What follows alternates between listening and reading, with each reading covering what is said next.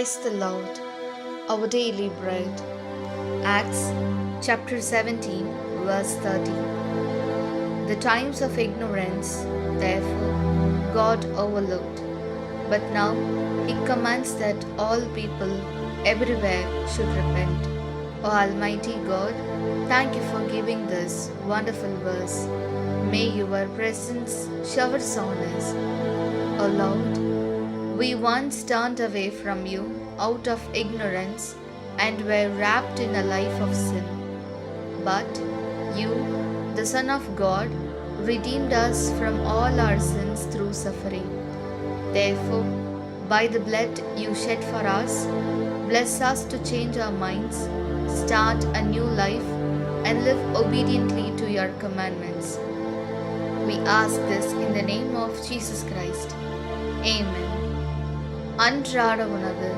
திருத்துதர் பணிகள் அதிகாரம் 17 இறை வார்த்தை 30. மக்கள் அறியாமையில் வாழ்ந்த காலத்தில் கடவுள் இதனை பொருட்படுத்தவில்லை. ஆனால் இப்போது எங்கும் உள்ள மக்கள் யாவரும் மனம் மாற வேண்டும் என்று அவர் கட்டளையிடுகிறார்.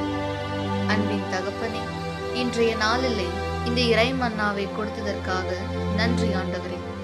இறைவா, முன்பு ஒரு காலத்தில் அறியாமையினால் உம்மை விட்டு விலகி பாவ வாழ்க்கையில் சிக்குண்டு கிடந்தோம்.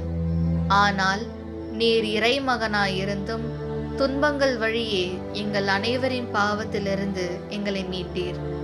எனவே எங்களுக்காக நீர் சிந்திய இரத்தத்தை முன்னிட்டு மனம் மாறி புதிய ஒரு வாழ்க்கையை துவங்கி உமது கட்டளைகளுக்கு கீழ்ப்படிந்து வாழ எங்களை ஆசீர்வதியும். ஆமீன். അന്നുള്ള ഭോജനം. അപ്പോസ്തല പ്രവർത്തനങ്ങൾ 17 അധ്യായം 30 വാക്യം. അന്യതയുടെ കാലഘട്ടങ്ങളെ ദൈവം കണക്കിലെടുത്തില്ല. എന്നാൽ ഇപ്പോൾ എല്ലായിടത്തുമുള്ള സകല ജനങ്ങളും പശ്ചാത്തപിക്കണമെന്ന് അവിടുന്ന് ആജ്ഞാപിക്കുന്നു.